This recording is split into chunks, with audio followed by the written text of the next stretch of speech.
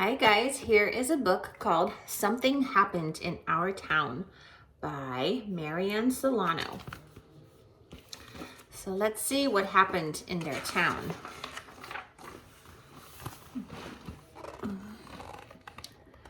Something bad happened in our town.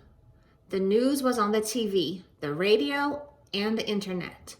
The grown-ups didn't think the kids knew about it. But the kids in Miss Garcia's class heard some older kids talking about it, and they had questions.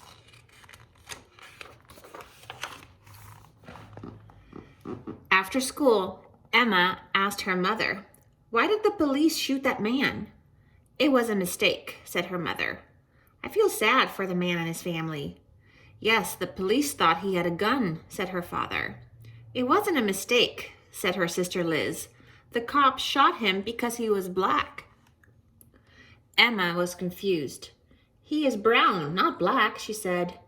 "Some black people have dark brown skin, and some have light brown skin," Emma's father explained. "Black usually means African American. Most of their ancestors were brought here from Africa as slaves."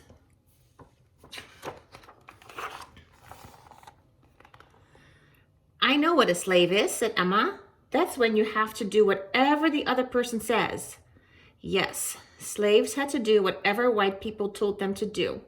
Even after slavery ended, white people didn't let black people live where they wanted, go to school with white people, or vote.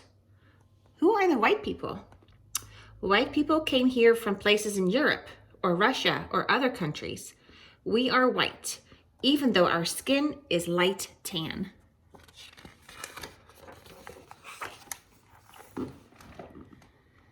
"Did our family do those bad things a long time ago?" asked Emma.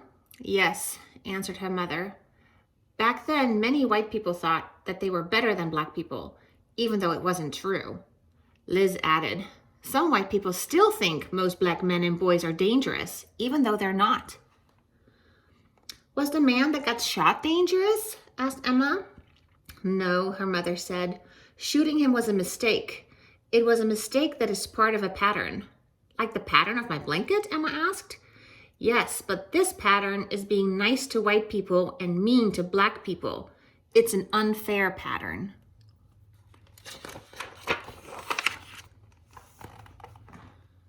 "Suppose you had a birthday party and invited everyone in your class except the black kids," her mother said.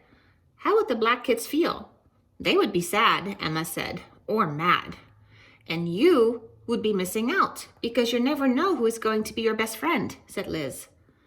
"And you can help others to be fair," said her mother.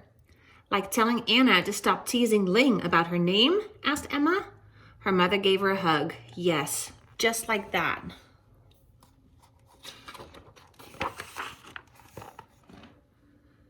In another house, Josh asked his mother, "Can police go to jail?"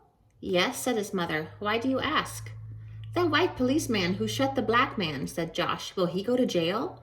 "What he did was wrong," said his mother.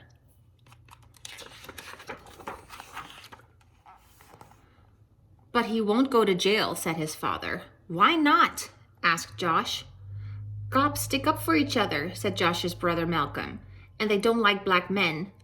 Josh was confused. "Why not? Some police are black." "You're right," said his mother. "Uncle James is a police officer, and so is my friend Kenya."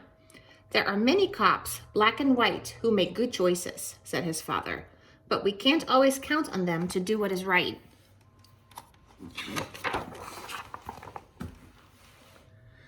Malcolm added, "I could get stopped by the police just because I'm black, even if I don't do anything wrong." "That's not fair," Josh said. "What if it was a white man in the car? Would the police have shot him?" "They probably wouldn't have even stopped the car," said his father. "Sometimes white people are treated better than black people," said his mother. "But it's not right. Everybody should be treated fairly." Josh's mother gave him a hug.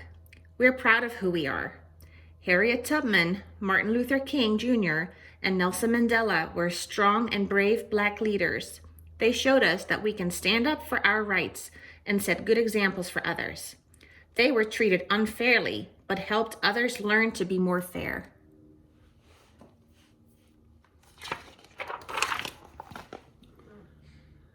Some people haven't learned yet, said his father angrily. Why are you mad? Asked Josh. I'm mad that we're still treated poorly sometimes, but I can use my anger to make things better, said his father. Black people have a lot of power if we work together to make changes.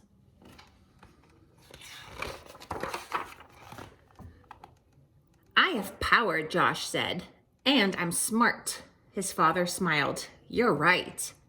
His mother added, and you can change people's hearts by sticking up for someone who is not treated fairly. Like how Malcolm sticks up for me when the kids tease me about my glasses? Josh asked. He tells them to step off.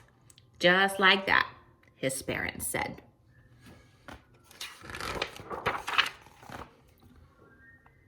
The next day, a new kid joined Emma and Josh's class. His name was Omad, and he was from a country far away. Omad didn't know where to sit or what to do because it was his first day in school.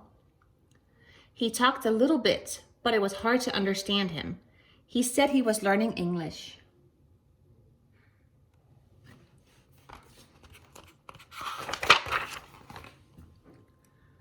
After lunch, the class went outside to play soccer. Daniel and Sophia picked kids to be on their teams. All of the kids were picked to be on a team except Omad. Daniel said Omad probably didn't know how to play because he was new. Sophia said Omad might not be good at soccer. Josh remembered what his mother said about sticking up for people who are treated unfairly. Emma remembered what her mother said about unfair patterns and birthday parties. All of a sudden, Omad wasn't alone. Emma and Josh were leading him to their team. We have enough kids on our team, Daniel said. We don't need him. But Josh was ready. Step off, he said. He's playing. Yeah, said Emma. We don't want to miss out.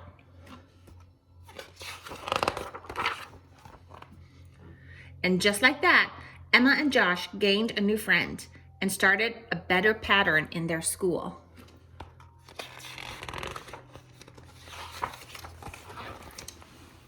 And anyone can start a new pattern, right? You, me, everybody. And I hope you do. All right. I love you guys.